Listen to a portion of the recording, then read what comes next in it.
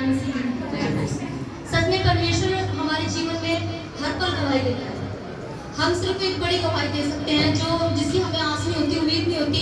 जब परमेश्वर हमारे जीवन में वो काम करता है ना, तो हम खड़े होकर उसी की गवाही देते हैं। पर हम भूल जाते हैं कि परमेश्वर हर पल, हर एक सांस में हमारी गवाही के साथ खड़ा करता है। क्योंकि जब हमारी चलती है तो ये परमेश्वर की देन है, क्योंकि परमेश्वर ने अपने सांस फूंक कर हमें मिट्टी से बनाया है। हालेलुया। और मेरी गवाही बहुत बड़ी है और मैंने अपने घर में बताई। मैं अभी कुछ दिनों पहले, जैसे पास्टर ने कहते, मेरे पास्टर से यही, मैंने पास्टर से एक बार प्रार्थना करवाई कि आप मेरे लिए प्रार्थना करो कि मैं रात को प्रार्थना नहीं कर पाती हूँ। अलार्म बजता है और मैं बंद करके सो जाती हूँ 3 बजे का।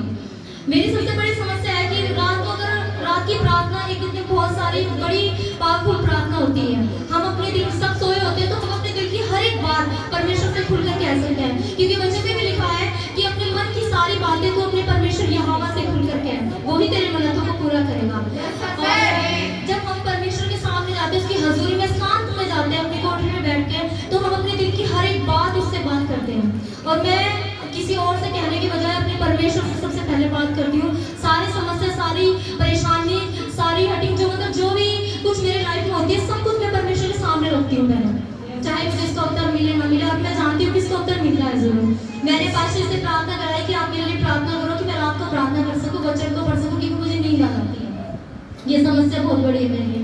इन्होंने कहा, पास्टर ने कहा, मेरे हस्बैंड बैठे हुए थे वहाँ पे, कि आप ना चलते फिरते भी प्रार्थना कर सकते हो, कि जब हम काम करते हैं, चलते हैं, तो परमेश्वर का धन्यवाद हम अपने मन में कर सकते हैं, परमेश्वर से बात कर सकते हैं। और ऐसे ही मैं अपने घर पे गई भी थी, कुछ दिनों के लिए मैं गई तो एक रात के लिए थी, पर मेरे हस्बैंड को रास्ते में कुछ काम आ गया, ये वापस उनको छोड़ के गाड़ी से आ गया। फिर मेरे को वहाँ 2 दिन रहना। शुक्रवार को मैं और मेरी बहन शालू हम जा रहे थे, मार्केट में गए थे और कुछ सामान लेना था। तो जैसे हम वापसी आ रहे थे, हमें 2 बज गए। वो कहने लगी कि दीदी घर पे खाना बनाना पड़ेगा और कुछ दाल सब्जी बनी बनाई ले लेते हैं यहाँ से। मैंने कहा चलो ठीक है। वहाँ पे होटल का हमने कढ़ी ली और वो सड़क क्रॉस कर ली थी, हाईवे काफी तेज चल रहा था। ऐसे ही स्कूटी लेकर वो सामने खड़ी होगी, अब मैं सड़क क्रॉस करके होटल में जाकर सब कढ़ी ले आई। कढ़ी की बन्नी मेरे हाथ में थी। जैसे मैंने हाथ किया, जैसे जा रही थी मैं, तो एक बड़ी तेजी से ऑटो आ रहा था। ऑटो वाला पूरा फुल भरा हुआ था और इतनी तेजी से ऑटो था ना कि अगर वो मेरे अंदर टक्कर भी मारता ना तो मेरा चूरा चूरा हो जाता। पता ही नहीं चलता कि मैं कहाँ गई, मेरी हड्डियां चिड़ियां सब। और परमेश्वर का धन्यवाद, क्योंकि प्रार्थना मेरे मन में, मेरे हृदय में थी। कोई बात जो उनकी, मेरे घर में कहते हैं कि किसी की कोई बात माने ना माने, पर तो पास्टर की बात जरूर मानेगी। ऐसे वही वर्ड उनके मेरे अंदर थे।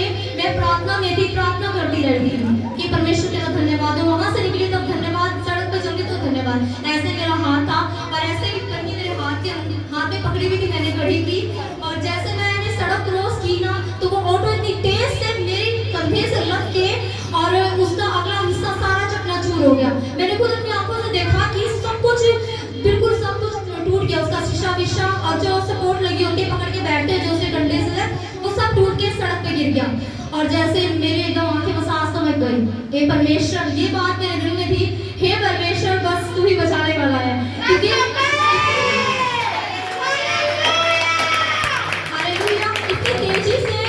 इतनी तेजी से वो ऑटो वाला था ना, छोटा ऑटो नहीं था, वो बड़ा ऑटो था, बड़े वाला ऑटो था वो, और वो इतनी तेजी से फुल भरा हुआ था। और मेरी जब आंखें खुली ना, तो मैं ऐसे स्टार्ट में यहाँ में खड़ी हूँ और ऑटो मेरे बिल्कुल बराबर में खड़ा है और चकनाचूर। और पूरी देखा मार्केट में पूरी भीड़ इतनी लगी हुई है। मैंने डाक से आंखें खोली, देखा परमेश्वर, मैं बिल्कुल ठीक खड़ी हूँ। मुझे पूछ रहे हैं, आप ठीक हो मैडम, आप ठीक हो? मैंने कहा हाँ जी मैं तो ठीक हूँ, पर ये सब क्या हो गया एकदम से? मैं परमेश्वर का धन्यवाद करती हूँ कि मैंने ना उस टाइम अपनी मौत को बहुत करीब से देखा। ऐसे हादसे काफी बार होते हैं कि, पर मेरी लाइफ में खुली आंखों से मैंने ऐसा देखा। मैंने जब आंखें खोली ना, तो देखा कि मैं बिल्कुल सही सलामत, ऐसा नहीं कि मेरे खरोच भी लगी हो, मेरे को जरा सा भी कुछ टच हुआ हो। और उसके ना ऑटो वाले का सारा आगे से तहस नहस, और मार्केट में इतनी भीड़ लगी, वो सब मुझे पूछे, मैडम आप ठीक हो? मैं परमेश्वर का धन्यवाद करती हूँ कि परमेश्वर सच में हर पल, हर घड़ी हमारे साथ रहता है। ये दवाई सुनने में बहुत छोटी सी लग रही है आपको, पर उस टाइम जो मेरे साथ बीती है, मेरे हार्ट में बीती है, वो मुझे पता है। उस टाइम मैंने परमेश्वर का धन्यवाद किया कि परमेश्वर सच में हर पल तू प्रार्थना में शामिल रहता है।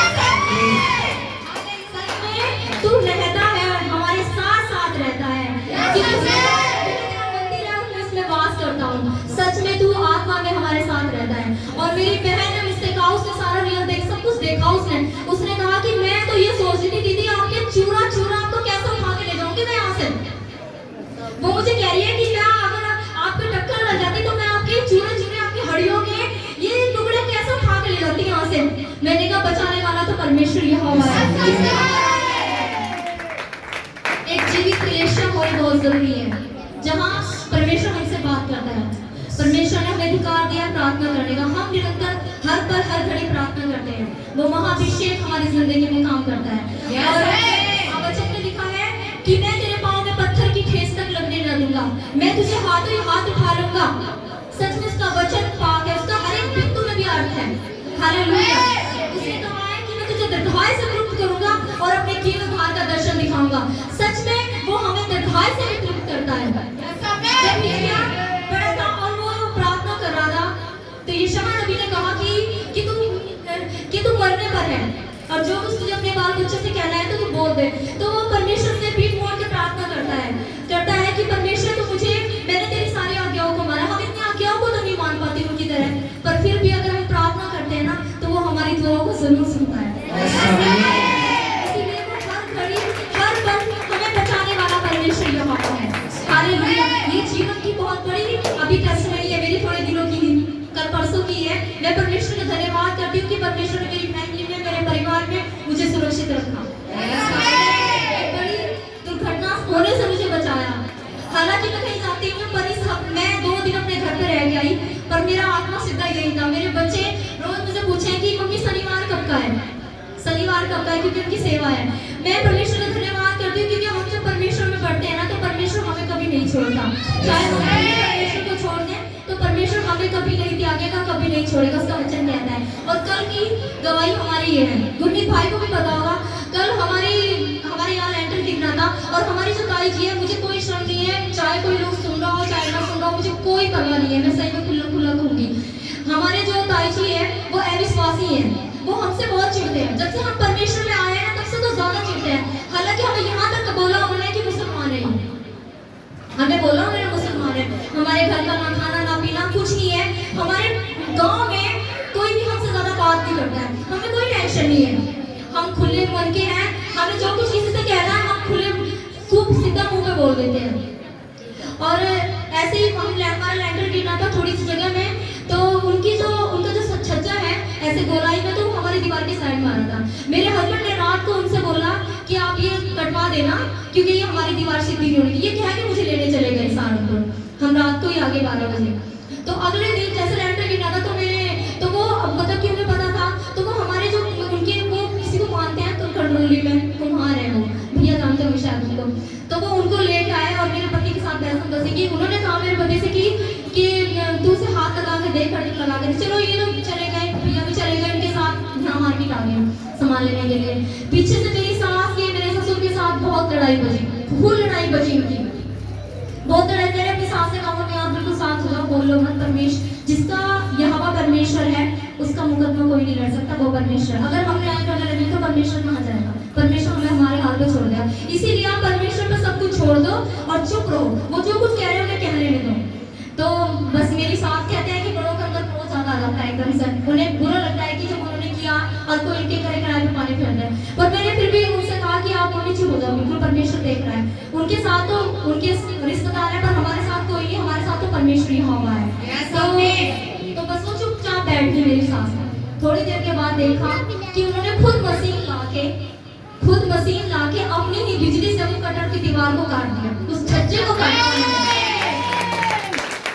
और मैंने देखा ना इशारा देने में कि देखो दीदी कटर चलना दीवार पे। मैं परमेश्वर को धन्यवाद किया। मेरे मम्मी अपनी सास से कहा था मम्मी जिसका मुकदमा परमेश्वर यहोवा लड़ता है ना उसके सामने कोई खड़ा नहीं रह सकता। अपनी सारी चिंताएं, अपनी सारी टेंशन, सारी परेशानी तो मुझे दे दे, मैं ही इसका निवारण करूंगा, मैं ही उसे हल दूंगा। तो ऐसे ही उन्होंने खुद खड़े होकर उस दीवार के छज्जे को कटवाया और अपनी ही बिजली से अपने ही कटर से सारी मेहनत उन्हें खुद करनी पड़ी।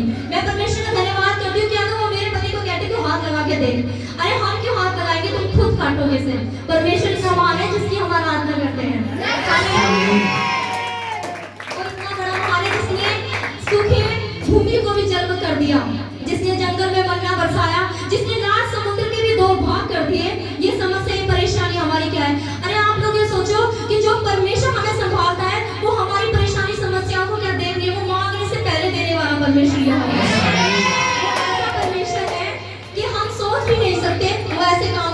परमेश्वर है।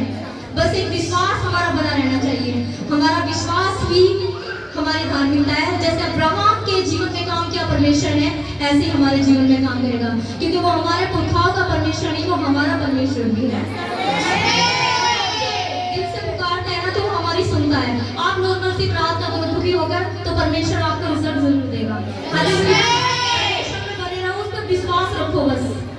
और कहते हैं कि जो देर से आशीष मिलती है ना, वो बहुत ही फलदायक होती है। वो जब भी देता है तो ना उम्मीदी से परे देता है हमें, जिसकी हमें उम्मीद भी नहीं होती है। हालेलुया। आप सबको मेरी तरफ से जय मसीह। हालेलुया।